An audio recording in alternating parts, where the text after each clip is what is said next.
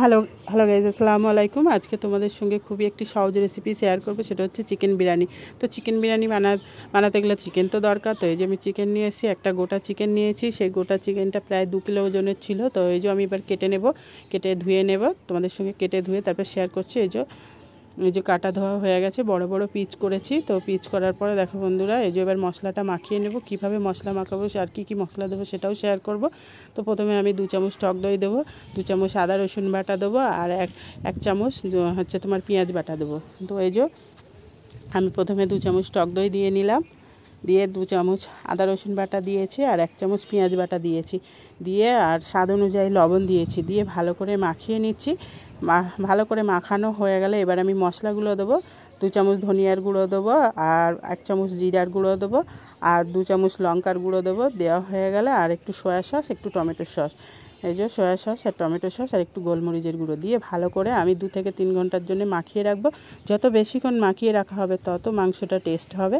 তো এই যে মাখানো হয়ে গেছে, আমি রেস্টে রেখে দেবো। তো এদিকে আলুটা সিদ্ধ করে নিয়েছি, নিয়ে আলুটা ভাজতে দিয়েছি। আলুটা সিদ্ধ করতে লবণ, একটু তেল আর একটু হচ্ছে তোমার কেওড়া পানি, একটু গোলাপ পানি দিয়ে সিদ্ধ করে নিয়ে ভেজে নিয়েছি। নেওয়ার পরে এই যে মাংসটা রেস্টে রাখা ছিল, এবারে ভেজে নিচ্ছি একে একে। আর ওদিকে ভাতটা করব বলে ভাতের জন্য যে পানিটা বসিয়ে দিয়েছি, ওর মধ্যে 2টো তেজপাতা, একটু গোটা গরম মশলা আর একটু হচ্ছে বিরিয়ানির মশলা দিয়ে গোটা যে বিরিয়ানির মশলা হয় সেটা দিয়েছি। তো দিয়ে পানিটা ফুটে গেছে, আমি ভাতটা ধুয়ে মানে চালটা ধুয়ে বসিয়ে দিয়েছি ভাতটা। তো ঘরোয়া চালের, ওর জন্য চালটা আগে থেকে ভিজিয়ে রাখিনি। তো এটা হচ্ছে তোমার দামি চালের করলে ভিজিয়ে রাখতে হয় আধা ঘন্টা। তো আমি এটা বাড়ির চালের, মানে যে চাল আমরা বাড়িতে ব্যবহার করি সেই চালটাই দিয়ে রান্না করছি, ওর জন্য ভিজিয়ে রাখিনি। তো এই যে মাংসটা আমি ভাজতে দিয়েছিলাম, একে একে ভাজা হয়ে যাচ্ছে। তো এইভাবে ভেজে নেবে, গ্যাসটা জোরে দিয়ে নেবে, নাহলে হচ্ছে তোমার মাংসটা থেকে পানি ছেড়ে দেবে। পানি ছাড়লে মাংসটা ভালো ভাজা হবে না। তো এই যে ভাতটা ফুটে গেছে, ভাতটা প্রায় হতেই চললো। তো এদিকে মাংসটা ভাজা হচ্ছে, এদিকে ভাতটাও হচ্ছে। তো ভাতের মধ্যে আমি লবণ দিয়েছি, একটু তেল দিয়েছি, আর নামানোর সময় একটু লেবুর রস দিয়েছি। তো এই যে প্রথম মানে যে ভাজতে দিয়েছিলাম সেটা ভাজা হয়ে গেছে মাংসটা, তারপরে আবার ফের আরও একটু আছে, সেটা ভেজে নেব। তো এটা ভাজা হয়ে গেছে, এই যে তুলে নিচ্ছি। দেখো বন্ধুরা, এইভাবে বাড়িতে তোমরা একবার হলেও বানিও, ঘরোয়া চালের, তো ভালো লাগে খেতে। তো এই যে আরও একবার ছিল, সেটাও ভেজে নিচ্ছি। তো আমার তো খুব ভালো লাগে এইভাবে, মানে নিজে যে বাড়ির যে চালটা খাওয়া হয় সেই চালের বিরিয়ানি করলে ভাতগুলো খুব সুন্দর সরা সরা হয়। কেনা চালের করলে অনেক সময় চাল মানে ভালো হলে তো ভালো হয়, না হলে অনেক সময় ভাতটা মানে ভেঙেও যায়। তো যাই হোক, তো এই যে আমি দ্বিতীয়বারেরটাও ভেজে নিচ্ছি, নিয়ে এদিকে ভাতটা হয়ে গেছে, নামিয়ে নিয়েছি। আর এদিকে মাংসগুলোও ভাজা হয়ে গেছে প্রায় আমার। এই যে তুলে নেব একে একে, মাংসগুলো তুলে নেব। মাংসটা তুলে নিয়ে যে মাংস যে মাখিয়ে রেখেছিলাম, যে গ্রেভিটা ছিল, সেটা আমি একটু কষিয়ে নেব। নিয়ে মাংস আর আলুটা আমি ওর মধ্যে ঢেলে দিয়ে 10 মিনিটের জন্য আস্তে দিয়ে রাখবো, তাহলে আরও সফট হয়ে যাবে মাংসটা। তো এই যে মাংসটার যে গ্রেভিটা ছিল সেটা আমি কষিয়ে নিচ্ছি। কষিয়ে নেওয়া হয়ে গেলে এর মধ্যে আমি ঢেলে দেবো। তো আশা করি আমার ভিডিওটা তোমাদের ভালো লাগবে, কেউ স্কিপ করবে না, ভালোভাবে দেখবে, ভিডিওটা ভালো লাগবে। তো এই যে মাংসটা দিয়েছি, এবারে হচ্ছে আমার সাজানোর পালা। এবারে হচ্ছে তোমার ভাত, মানে বিরিয়ানিটা কিভাবে সাজাবো দেখো, খুব সহজ, মানে যারা পারে না তাদের কাছেও মানে এটা কোনো অসুবিধা হবে না, এটা দেখেই তারা বানিয়ে নিতে পারবে। তো প্রথমে অল্প সামান্য একটু ঘি আর একটু তেল দিয়ে হাঁড়িটার গায়ে ভালো করে মাখিয়ে নিয়েছিলাম। নিয়ে এবার যে ভাতটা, আমি 1.5 কিলো চালের বিরিয়ানি করছি, তো আমি মানে যে হাফ ভাতটা আমি দিয়ে নিয়েছি। দিয়ে নিয়ে যে গোটা মশলাগুলো ছিল ভাত খাওয়ার সময় মানে পরে প্লেটে পড়ে, ওর জন্য আমি তুলে ফেলে দিচ্ছি। এই যে দিয়ে ভাতটা চারিদিকে খেলিয়ে দেব, দিয়ে তার মধ্যে আমি এবার মশলা দিয়ে নেব। মশলা বলতে এই যে, এটা তো তোমাদের বলাই হয়নি, দুধের মধ্যে আমি বিরিয়ানির যে গুঁড়ো মশলা ছিল সেটা দিয়েছি, আর দিয়েছি একটু কেওড়া পানি, গোলাপ পানি আর মিঠা আতর দিয়ে দুধটা গুলে নিয়েছিলাম। আর এই যে কালারটা দেখছো, রঙটা আমি লেবু দিয়ে মানে কালারটা গুলে রেখেছিলাম। তো এগুলো দেওয়া হয়ে গেলে এবার মাংসগুলো আমি দিয়ে নেব।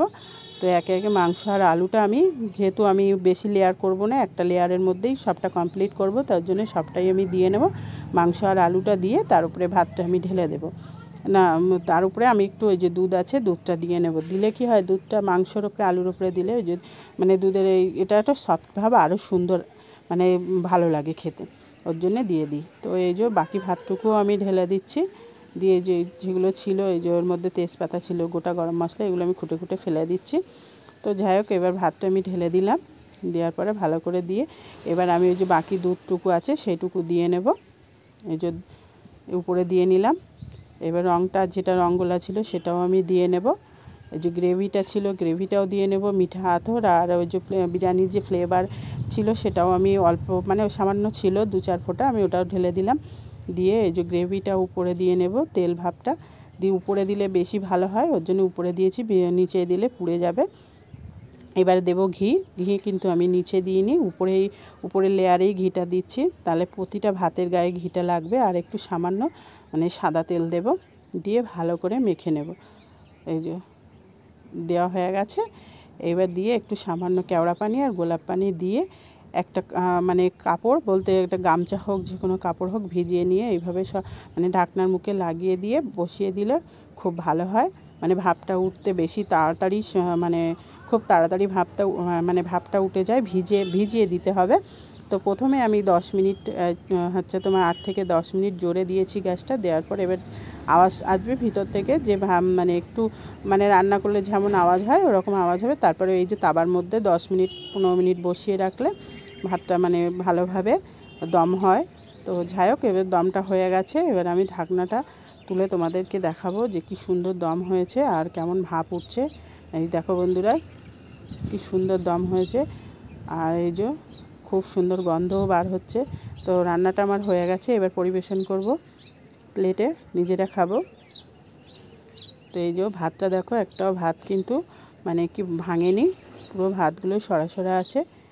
এই দেখো খুব সুন্দর দম হয়েছে। তো আমি প্লেটে এবার পরিবেশন করবো। আশা করি আমার ভিডিওটা মানে ভালো লেগেছে। ভিডিওটা ভালো লাগলে একটা লাইক কমেন্ট শেয়ার করো। আর যারা ফেসবুক থেকে দেখবে তারা অবশ্যই আমার চ্যানেলটাকে মানে হচ্ছে তোমার ফলো করো। আর যারা ইউটিউব থেকে দেখবে তারা আমার চ্যানেলটিকে সাবস্ক্রাইব করে নিও।